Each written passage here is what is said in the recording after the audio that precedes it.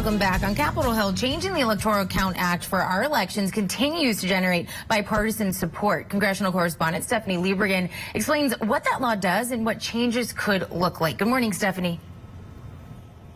Good morning, Alex. Well, after Democrats failed to push through their larger election reform bill, attention turned to this bipartisan group of senators who are examining a 19th century law and considering updating the antiquated language.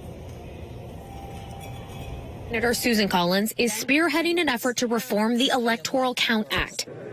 The law spells out Congress's role in certifying the results of a presidential election.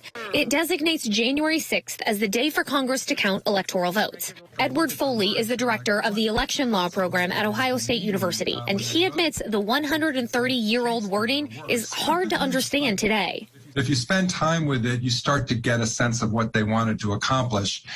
And the big point is whether or not any state sends one document of electoral votes or more than one.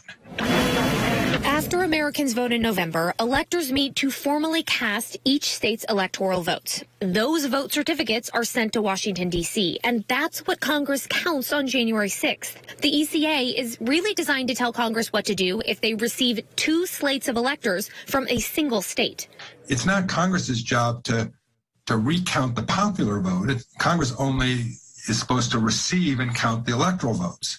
So I think a well-written law would simply make clear that it's just off limits to Congress to object when there's just one submission from each state. The law is clear on what it takes to object to the results, and that's one of the things Foley would like to see changed. It only takes a single senator and a single representative in Congress, so one from each chamber, to start the process in motion.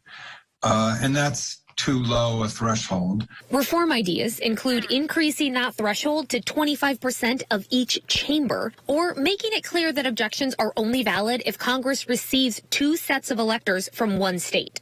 When you had objections to the Biden votes, whether you wanted Biden to win or not, it was absolutely clear that Arizona had sent electoral votes for Biden. They didn't send any votes for anybody else, and there really wasn't any basis for Congress to complain. Foley believes fixing the Electoral Count Act is something Congress must do, even if other election reforms fail. We saw what mischief looked like on January 6, 2021.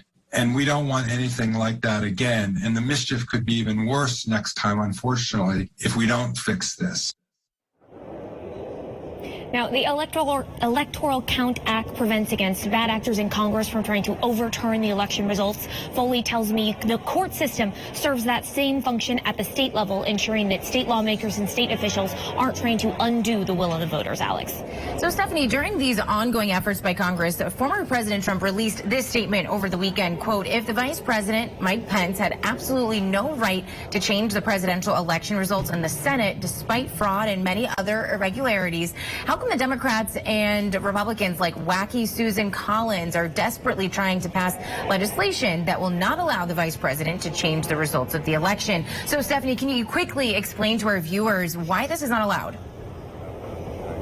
So the law is specific about the role of the vice president, saying that the vice president should be, presiding as the presiding officer, as the president of the Senate. The vice president isn't acting as a member of the executive branch, but rather as the head of Congress and a member of Congress. Now, the law does not give the vice president any independent authority to control the outcome, nor does it give any individual member of Congress the authority to control the outcome. All Congress is supposed to be doing is counting those electoral votes that are sent in from all of the states, and these senators are really just looking to clarify the law without a shadow of a doubt to ensure that it doesn't lead to any sort of confusion in future presidential elections. All right, Stephanie Lieberman, thank you.